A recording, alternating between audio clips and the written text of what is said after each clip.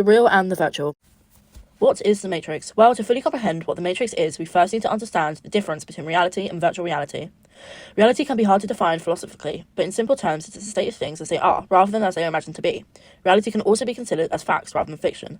However, virtual reality is a three-dimensional computer-generated environment or simulation that can be explored and interacted with the user becoming part of this virtual world and being immersed within the environment, enabling them to manipulate objects or perform a series of actions. The key difference between virtual reality and reality is the fact that in virtual reality you are presented with a version of reality that isn't really there, but is being perceived as real by your senses.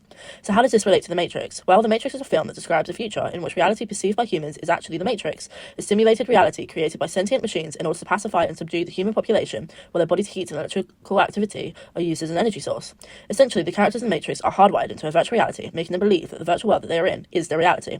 What we're looking at today is if we are in fact softwired into a Matrix rather than hardwired. To be softwired into reality, or a Matrix that we believe to be reality, there are two requirements: the internet and a device that connects to the internet. Through this, we are able to communicate with people and businesses all over the world. Today, I would argue that we are softwired into reality with a massive reliance on the internet. For example, to write this argument, I had to use the internet for several hundred searches to learn about virtual reality. I also used an online text editor to compile my thoughts and an online presentation site to create this video. Without the internet, many day-to-day tasks would be near impossible to complete, such as communicating with people across the globe. However, some may argue that we cannot be softwired into reality when technology is real, but we need to consider the information we consume while using our devices and the internet, as this is often fiction but can be believed to be reality. An example of this is the Twitter bots during the 2016 US election, reporting that the Pope endorsed Donald Trump and that Hillary Clinton sold weapons to ISIS. Another point to take into consideration is that often those we communicate with over the internet are not who they claim to be. For example, the Nigerian prince scam and its variations have been tricking people into handing over millions of pounds by pretending to be a prince in trouble, showing that anyone can be who they want to be on the internet. Earlier, I said that there were two requirements to be softwired into reality. However, there may be a third: reliance. To be softwired, one must rely on technology and the internet for everyday tasks. Now, many may disagree with this, as we can still complete these tasks without the internet, but when we look at the statistics, 60 million people shopped online during 2021, which when compared to the population of the UK, equates to 89.1% using the internet and their devices to shop, which is an everyday task. Over 90% of the UK use online banking in 2022, and 66% of people use the internet to access news, showing that we are becoming more and more reliant on the internet and our devices for everyday tasks. As said before, everyday tasks can be completed without the internet. However, due to efficiency and ease of the internet, many opt to use devices to complete these tasks in our busy lives, as we do not have time to find a bank branch to check our bank balance or go to a shopping centre to buy new clothes.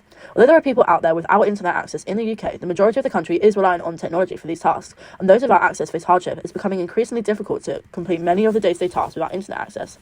So, if we struggle to complete these tasks without the internet, implying that we are softwired into a matrix, can we detach ourselves from our devices? Free will suggests that we can. However, in 2017, a study found that there are physiological and psychological effects of using the internet, such as an increased heart rate and anxiety. These indicate a state-like withdrawal seen for many sedative drugs, such as alcohol, cannabis, and heroin, and this state may be responsible for some people's need to re-engage with their digital devices to reduce these unpleasant feelings, leading to what could simply be put as an addiction to the internet. Carrying on from this, the average person spends 6 hours, 55 minutes using the internet every day in 2021, which is the equivalent to the average workday. That's roughly 1/3 of the day spent using the internet, showing a massive reliance on attachment to our devices. To test this out, I decided to go 24 hours without my devices and the internet, which was incredibly difficult. Some key moments were the fact that I couldn't do any university work, as this all required my laptop and the internet. I went shopping and forgot my card, so I had to leave empty-handed, as I usually rely on my phone for Apple Pay. I struggled to communicate with friends, as I had no access to social media, and most of all, I just felt bored. I couldn't play any games on my phone or watch movies on streaming sites, so I gave up after 6 hours, which was pathetic, but just proves that 1, we are addicted to the internet, and 2, we are heavily reliant on our devices and struggle to detach. So if we struggle to detach from the online world without a physical connection to it, how close are we to creating a real-life matrix? Well, by the looks of things, we're pretty close, with the creation of the Oculus VR Nerve Gear headset that can kill you if you die in the game. We're now realising just how feasible a matrix is. Gabe Newell, president of video game company Valve, is currently working on technology that allows gamers to control games using their minds, again proving that people are working on creating a matrix-like simulation in which virtual reality is perceived as reality. However, some argue that we're still decades away from being in an actual matrix, but these arguments come from unreliable sources, so the main argument here is that we are close to being in a matrix. People even argue that we are already in a simulation, with there being one base reality and 99 other realities. It is more likely for us to be in a simulation than not. However, this theory is yet to be proved or even disproved yet. As computing power and artificial intelligence develops, Nick Bostrom argues that there are 3 possibilities. 1, we will go extinct before we reach a post-human phase.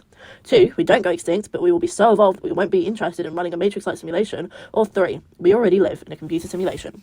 In conclusion, from all the arguments that we've looked at today, we can see that it is highly likely that we are softwired into reality, and even possible that we are already living in a computer simulation.